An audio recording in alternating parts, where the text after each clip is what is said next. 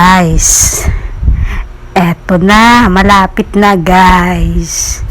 Diba, sabi ko sa inyo may pinanggagalingan yung mga kissing scenes, mga titigan, at saka yung mga constant caring and loving ni Bea Alonzo at ni John Lloyd Cruz. Sa ngayon, si Bea ang nagsalita. Pero bago si Bea nagsalita na si Mr. John Lloyd Cruz, diba? Pansinin nyo guys ha, noong ASC second chance or yung one more chance 2, diba si John Lloyd at si Bea ang magkarelasyon that time? Di man nila inamin, diba? Pero sila yon. May mga nakakita sa kanila na nag-date silang, magkasama sila sa Baguio, sa Tagaytay, and even in Balestin.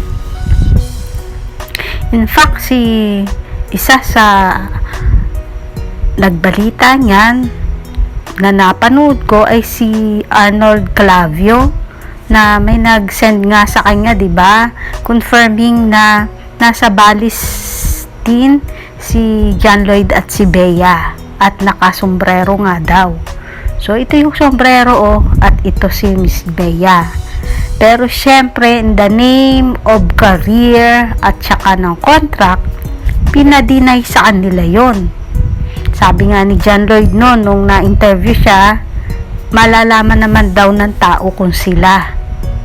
Sabi naman ni Miss Bea, kasama siya, third wheel daw siya doon sa date ng kanyang brother. Pero guys, diba, yung sinakyan nila na private plane that time, yung pilot o yung kasi ng pilot ang nagkwento na naka-private plane nga itong si Miss Bea at si Mr. John Lloyd Cruz. O diba, hindi naman nila inamin nga, never na inamin.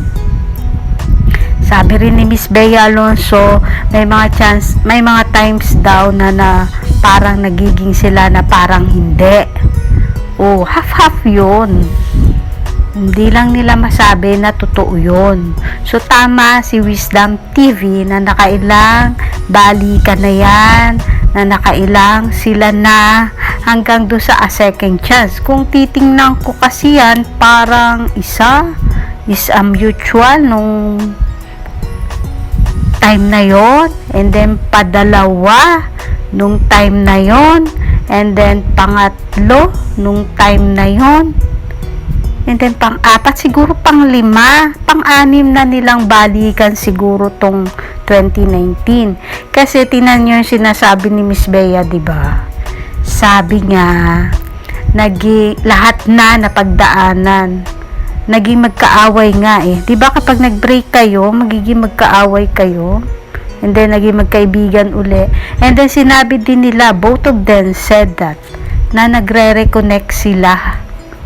So, bihira po yung sa magjowa or sa mga naging magkarelasyon. Kahit nga hindi magkarelasyon, yung mga naging mag-MU. So, pinipilit nilang maglayo na kung bitter. Pero kung hindi nawawala yung feelings, inaalagaan nila yon. So, sa part ni Bea at ni John Lloyd, ang tingin ko, both nila inaalagaan. So, sabi nga ni Miss Bea dito, na always love niya si John Lloyd regardless kung galit siya o hindi.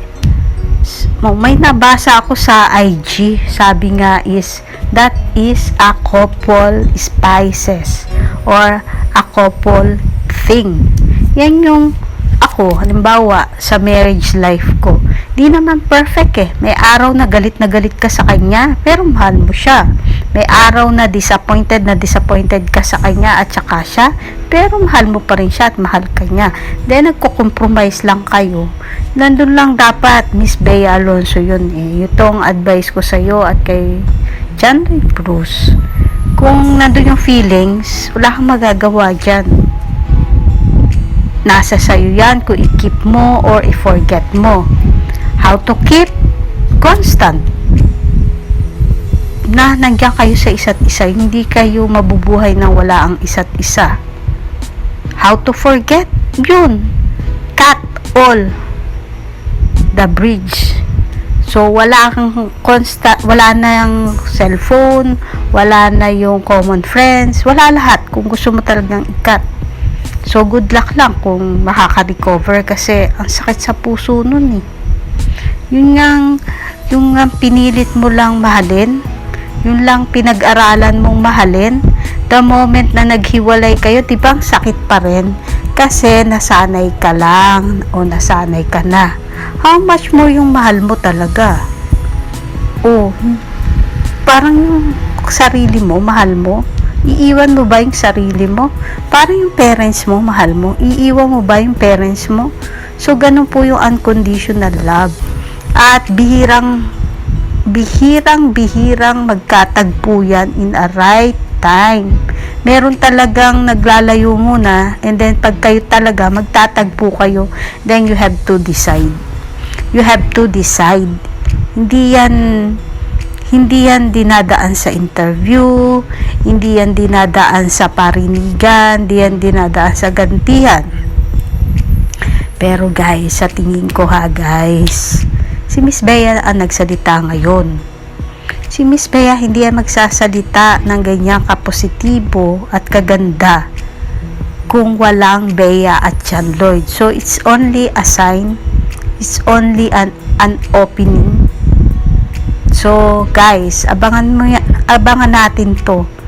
Pag si John Lloyd ang nagsalita, tapos na yan. Kaya nga hindi siya nagsasalita eh. Kasi sa lahat ng mga naging interview, half meant mga salita ni John Lloyd. Wala yata akong tatandaan na sinabi niya na hindi totoo. Lahat yun totoo. Balikan nyo isa-isa yun, yung about sa kanila ni Bea Alonzo. Maliban lang doon sa sinabi nila na hindi sila, pero may kasunod yun, diba? Na mararamdaman nyo kung sila. Okay guys, masid-masid lang tayo hanggang sa June yata ang reunion movie nila. Baka hindi umabot ang June. Baka May pa lang pag nagsalita si Mr. John Lloyd. It's a confirmation. So yung kay Miss Bea is just parang ano pa lang yan. Parang nagpaparamdam pa lang na meron sila ni John Lloyd Cruz. Diba? Sabi nga niya, she cannot speak on behalf of JLC.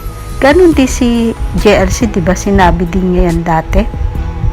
Anyway, sabi nga nila, they believe in tadhana. Sabi nga ni John Lloyd, kung it is not destiny or it does not destine, hindi. Sabi din ni Bea, naniniwala siya sa word na tadhana. So ako, si Wisdom, naniniwala ako sa gods. Kasi noon pa, nakikita ko, mahal ni Bea si John Lloyd. At lalo na ni John Lloyd. Diba? And siguro, nung time na yun, di pa lang sila handa. Kasi maaaring natakot sila na ipagpatuloy.